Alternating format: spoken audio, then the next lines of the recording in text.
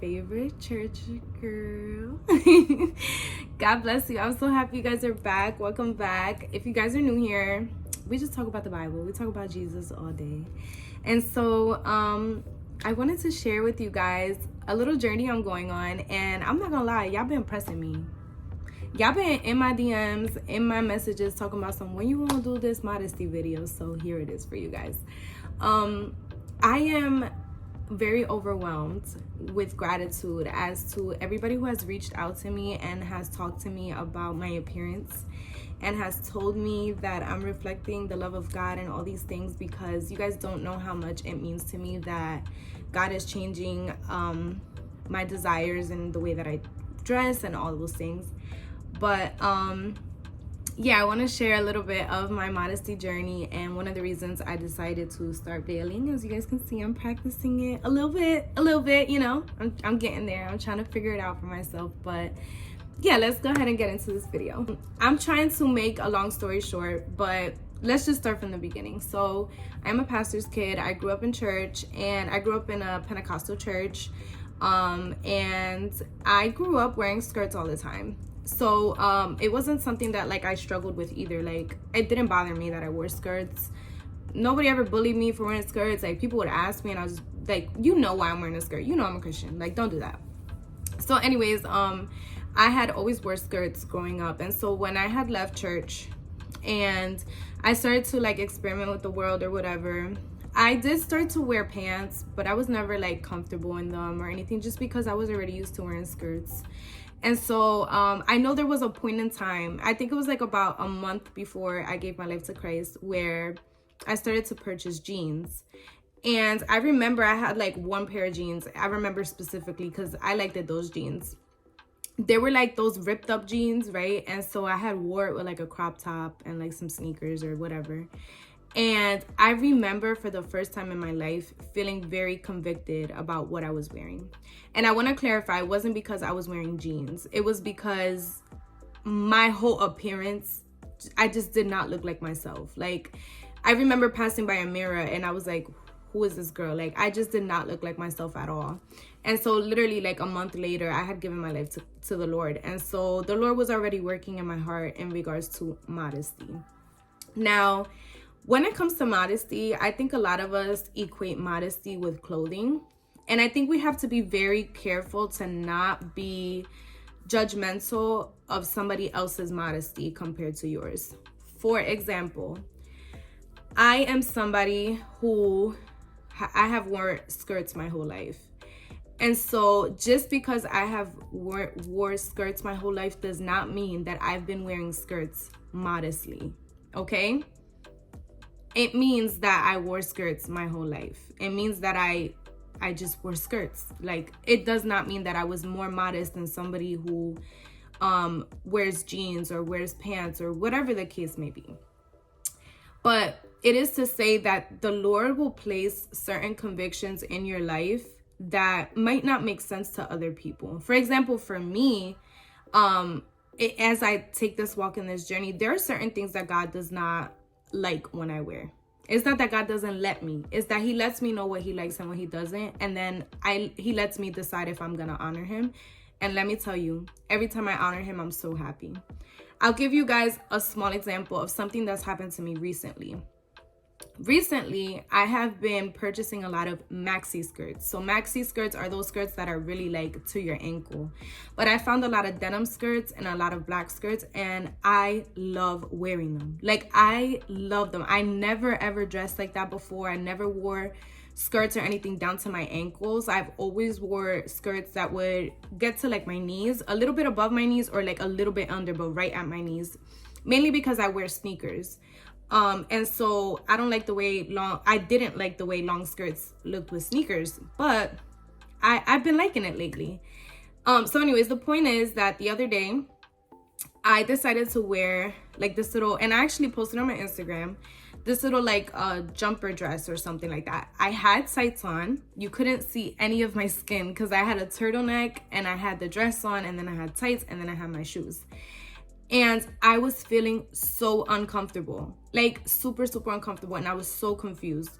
So I'm like, okay, I went out, you know, I had my day and I was feeling so uncomfortable, even though I knew I was completely covered. I get home or whatever, continue. The next day, I decided to wear a skirt that was literally like right above my knee, but it wasn't like immodest. In my eyes, it wasn't immodest. And so I had put it on and I get dressed and I'm like uncomfortable, again, uncomfortable. And so I'm like going about my day and I get in the car and I'm like, Lord, like I feel uncomfortable, but I can't pinpoint what it is. Like, can you please reveal to me what it is that is making me uncomfortable? And the Lord reveals to me, it's the length of your skirt. Like, I have taken away that desire. And the reason the Lord worked with me in that is because one of the reasons that I struggle so much with modesty is because I was obsessed with short, tight bodycon dresses and mini skirts. Like, when I tell you that was all I would wear, tight, short bodycon dresses and mini skirts all the time, all summer. Like, even in the winter, I would figure out a way to wear a mini skirt, stockings under or something, but I always loved wearing mini skirts. So the Lord has already been convicting me with the length of my skirts. Like, it is a skirt. In everybody's eyes, that's modest, it's feminine, but it was convicting to me. There are certain women who wear pants because they can't wear a skirt. Like, let's be for real. Some girls be mad thick and they be naturally thick.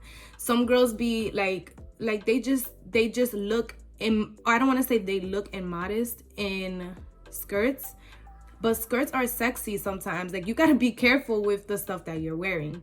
And so if God convicts that woman of wearing skirts, that does not mean that she's more like, I'm holier than her because I wear skirts, because it is a measure of your heart. The whole point of this conversation, though, is to say that modesty is something that begins first in the secret place. Modesty is always going to be something that God places in your life. For you to cover your body, for you to change your wardrobe, all those things are going to come from the Lord. And so with my modesty journey in particular, it really started to pick up, I want to say like about a year ago. I had went through like this desire to just kind of like rebrand my life, right?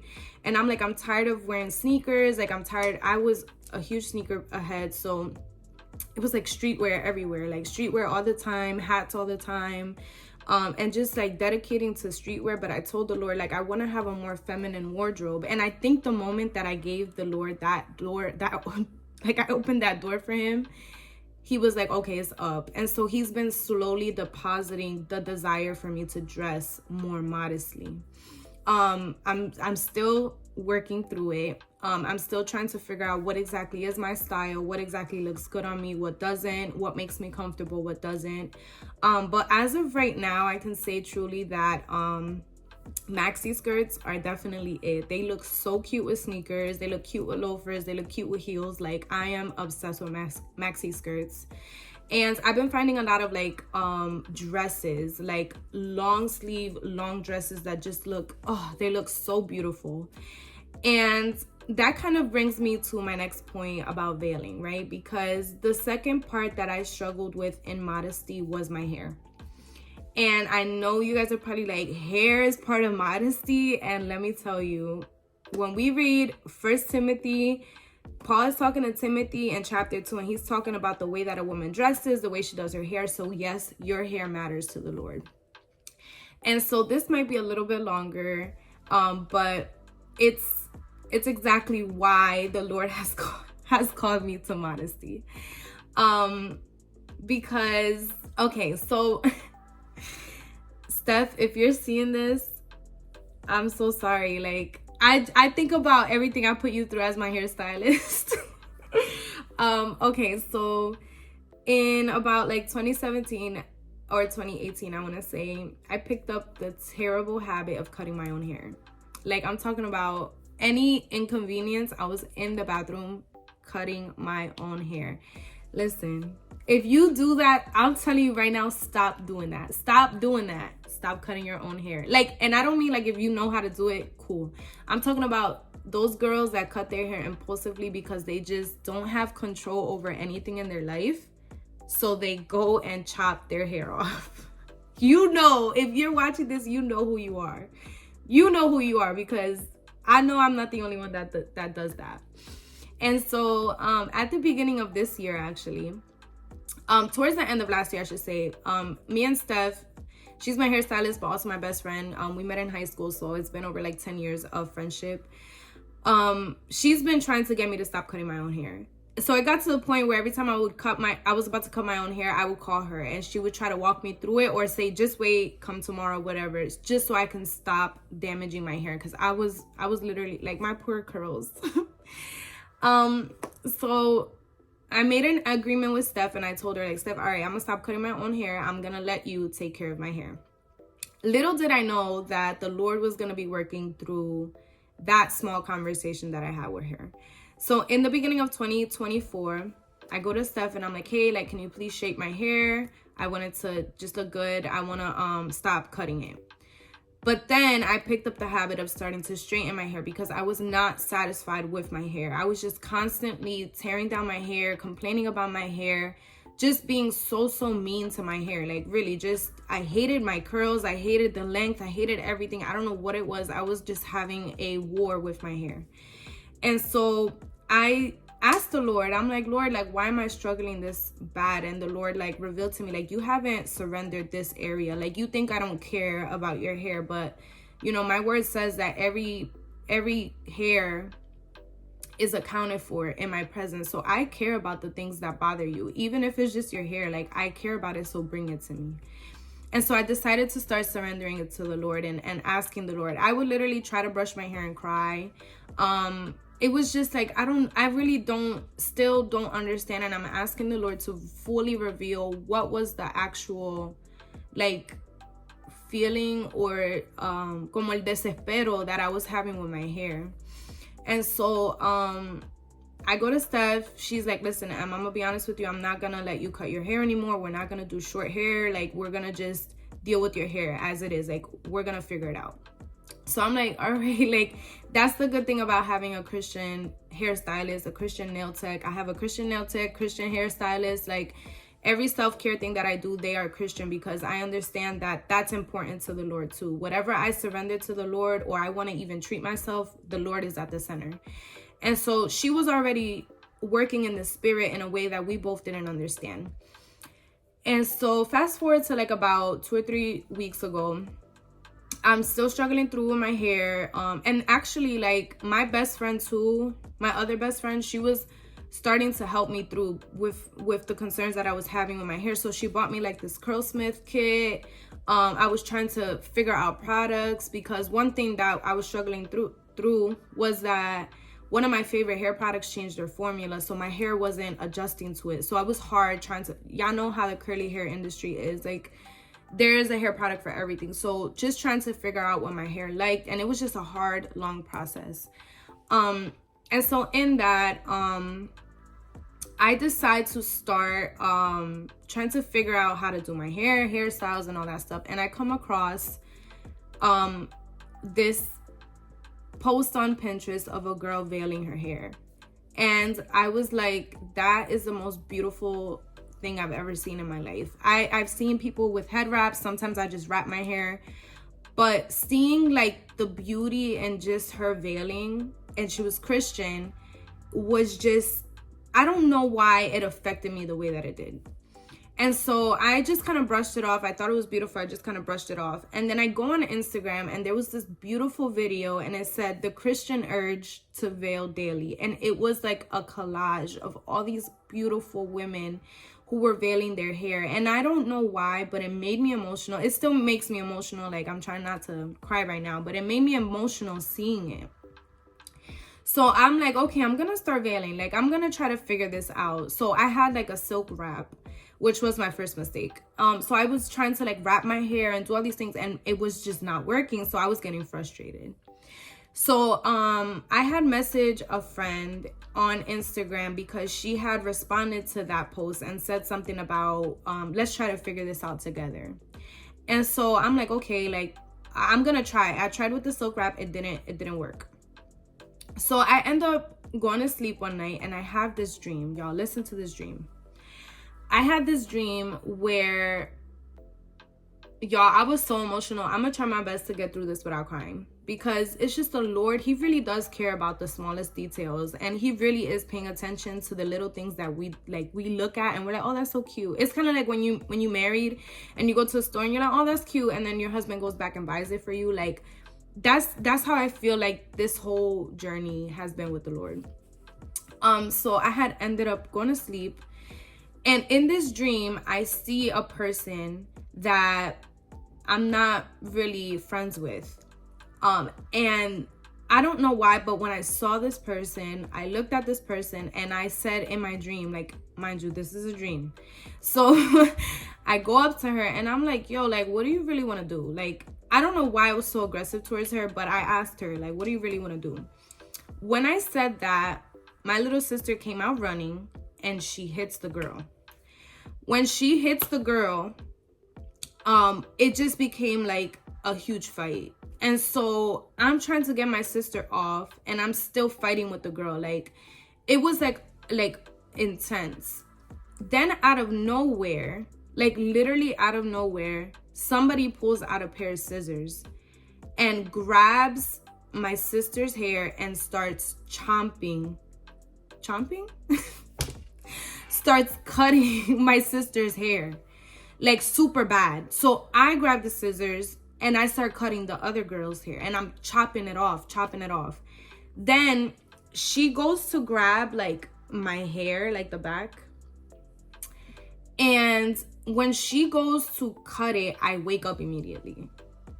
And I'm like, that was super weird. Like super, super weird. And so I messaged my friend that we were talking about veiling, and let me show you guys what she read to me, because, you know, we take everything to the scriptures. 1 Corinthians chapter 11. And I'm going to read the verse that she said was what the Lord put in her heart for me. And again, I'm trying not to cry. So, okay. So she reads to me 1 Corinthians chapter 11, where it talks about head coverings.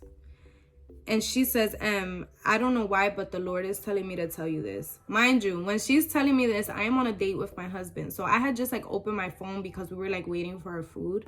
She didn't know that God was already ministering to my heart. She said that she was praying and the Lord put it in her heart to read this to me. It says, but if a woman has long hair, it is a glory for her hair is given to her for a covering.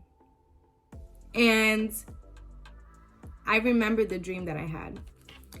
So I told her I had this dream.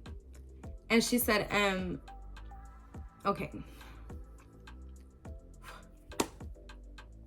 She tells me, like, it's deeper than just your hair. Like, it's deeper than your hair. The Lord is telling you to cover the glory that he has placed in your life. And for a long time, the only thing I've desired is to be a modest woman. Like, and I'm not talking about in my clothing. I have desired more than anything to be a submissive, wise woman and to live modestly, like to live a life that pleases the Lord. And so I didn't realize that impulsivity that I was doing and chopping my hair off, I was telling the Lord, like, I don't care about the glory you've given me. And oof. And I know that that's how the Lord perceived it, because I would only cut my hair whenever things in my life were out of control. Whenever things didn't go my way, whenever I was uncomfortable with something, I was literally punishing my hair and chopping off my hair and being self-destructive towards my hair because I didn't have control anywhere else. The only thing I can control was my hair. And so I understood that the Lord was receiving that. Like, you don't respect the beauty that I've placed over your life and the glory that I have placed over your life. You disrespect it every time you get uncomfortable. And so to grow out of that and to have the Lord confirm it in that way, for me was a lot deeper than just, oh, your hair, you know, it like just cover your hair, right? Because there's a lot of things in this chapter that it is a lot of like a lot of theological things, right?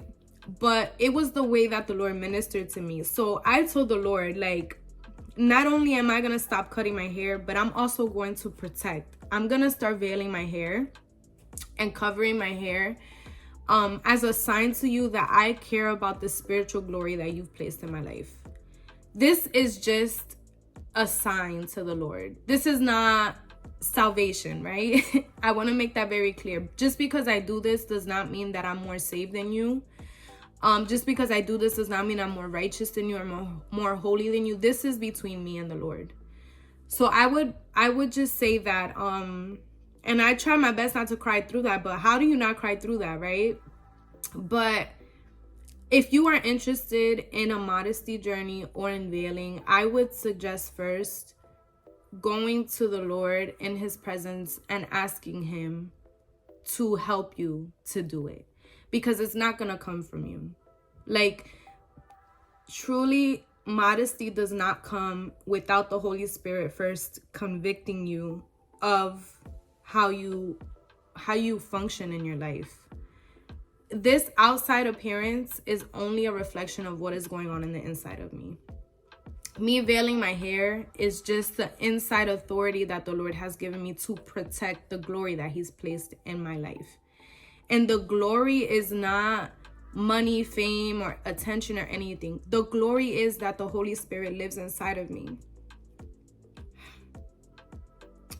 Is that he sealed me and that he redeemed me and that he's changed my life. Like, it's evident now. Like, you can't look at me and not see the Lord anymore. And it's evident in the way that I carry myself. The glory is literally just that he died for my sins. Like, he saved me. He truly saved me. And I can never, ever understand why he loves me the way that he does. So if this small gesture can even spark up a conversation, I'm sorry, y'all. I be trying not to cry in these cameras, but it is what it is. So if this small gesture, it is small compared to what the Lord has done for me, right? And again, this isn't a salvation thing. This isn't a salvation thing. This is just me honoring the Lord in my own journey with the Lord. I don't know the rules to veiling. I don't know. I'm being led by the Holy Spirit every day. I haven't wore my veil at church. I haven't felt the necessity to do it at church.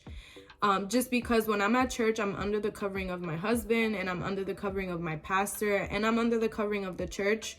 So I haven't felt the need to do that inside the church. But I hope and pray that one day the Lord does allow me to wear it at church. I'll feel more beautiful. I'll feel more, like I desire it, right? And it just feels good to see my hair grow.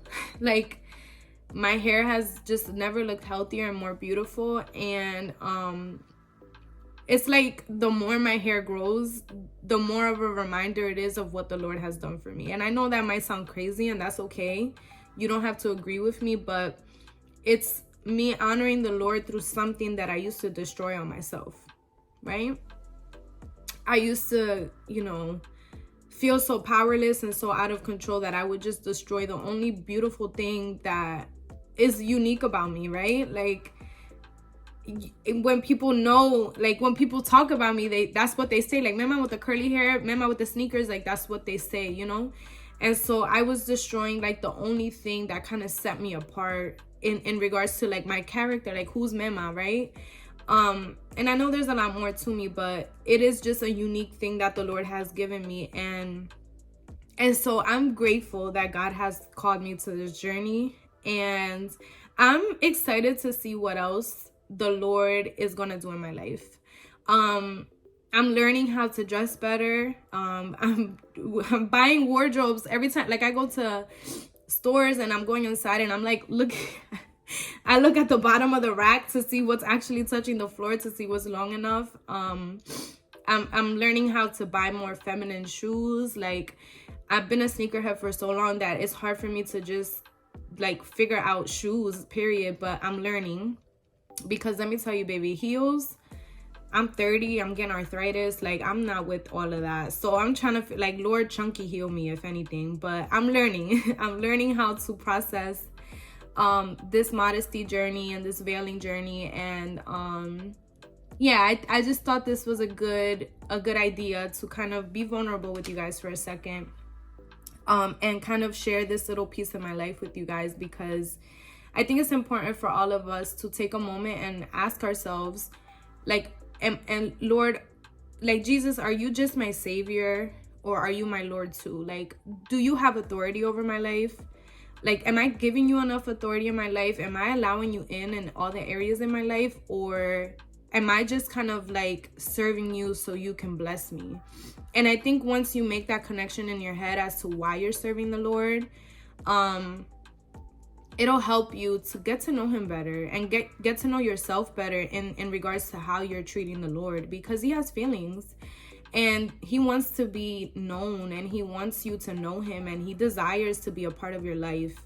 And that doesn't mean just him dictating you. He wants to have relationship with you, and like, you honor him and him honor you. And I think that I'm praying at least that this small little video will inspire you to let the Holy Spirit do what he wants to do in your life. If he wants to change your clothing, let him. If he wants to change the way you walk, let him. If he wants to change your heart, let him. He wants to change your mind, let him, because it's gonna be worth it. So that's all for today. I don't want to keep being on here crying and stuff, so that is my video for today. I love you all, and I'm so grateful that you guys continue to come back and view these videos and just be a part of this journey with me.